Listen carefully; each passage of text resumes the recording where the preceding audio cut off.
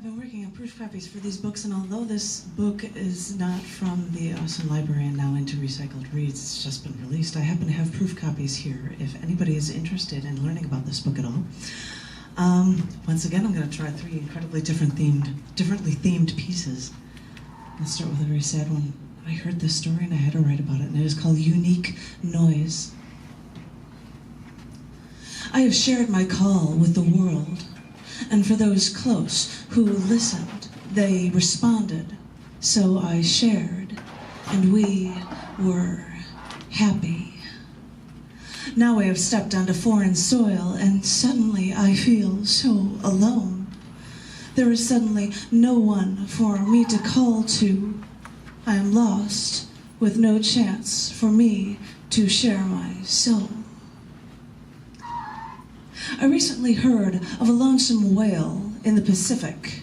His mating call is 52 hertz, which is higher than any whale can hear. Navy researchers studied this one noise, this one unique noise, for years. And as far as they could tell, only one whale made this call. And I've been pacing my apartment, thinking about this one lost whale, wondering, are they lonely? Are they found to live this way forever? And I think I'm beginning to understand that pit in your stomach feeling, that loneliness that won't go away, because when you look around, you see no one. And I want to swim to the deepest depths of the Pacific, look for who is lost. They have to be there somewhere. Let me find them. Let me tell them they're not alone, even if I am. But I know this is a useless battle. If I found them, they wouldn't hear me. I wouldn't be able to help, and we would remain together, but alone. Because now that I am on foreign soil, I've forgotten how to stretch my hand, hoping someone will want to take it. So I stand here, far too alone, and far too frightened to feel free.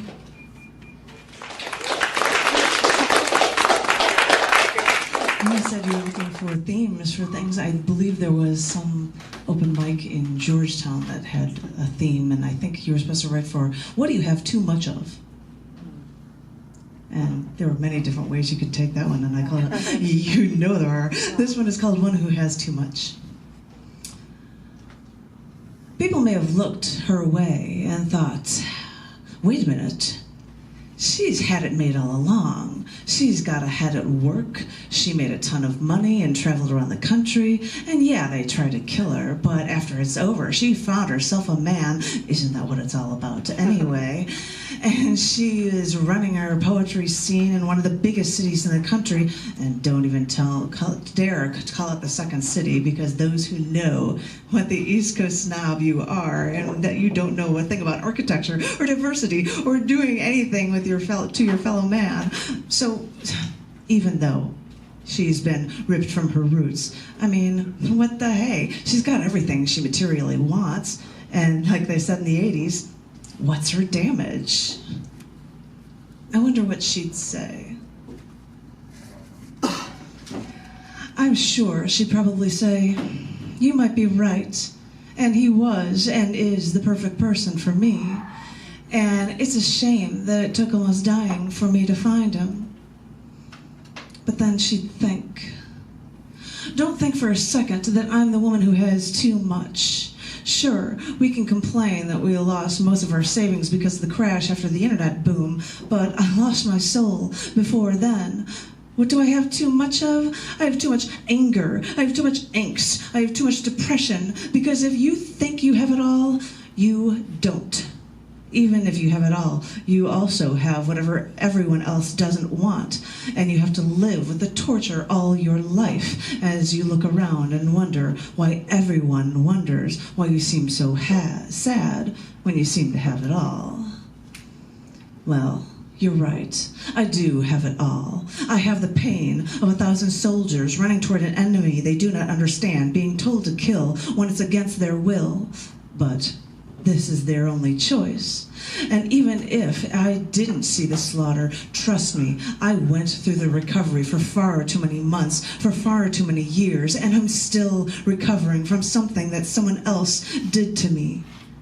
And for some reason, I have to be the one who always has to atone. Maybe you don't understand, because you don't realize what you already have. Because even when you have it all, someone, somewhere, can take apart your body against your will, while you try to piece your mind together and make sense of what you have left.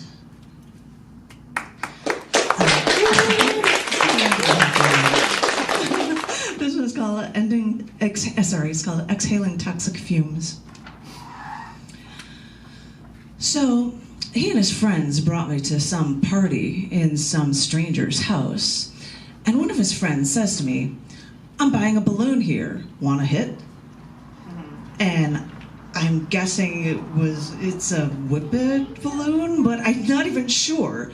And if it's a laughing gas or what? I mean, but wait, if it's nitrous oxide at a teen party, that's a gas of choice, right? Well, anyway, I didn't really want to do this, so I thought I'd be safe, and I'd say, I'll do it if my friend does it. And I really thought my friend wouldn't do it. So my friend turns to him and he asks, and the guy responds, "Sure." Oh, so that kind of backfired. And I never got the chance to even ask what on earth I was inhaling before the friend came back with an inflated balloon in hand. And he told us to go to the couch, which we did. "Just take a hit, lean back and close your eyes," he said. So my friend went first, handed me the balloon, and like a good student, I did what I was told. And it seemed that suddenly everything at the party, like the party music and everything, just slowed. Even the conversations that echoed around me. And my eyes were closed, and that's when he hit me. Wait a minute, it's not like that. He was next to me, and he just tapped my leg with the back of his hand. So I did the same thing back, and then he brushed his hand against my leg again, so again, I reciprocated. And my eyes were closed, and he just kept hitting this, and just kept tapping my leg. And so it just happened like 12 times.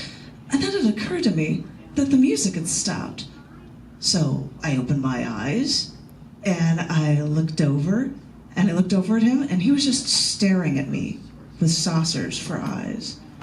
And so I asked, "You weren't hitting me, were you?" And he said, "No." So I just looked around, realizing that I was better off grounded in the actual realism of the actual world. Thank you.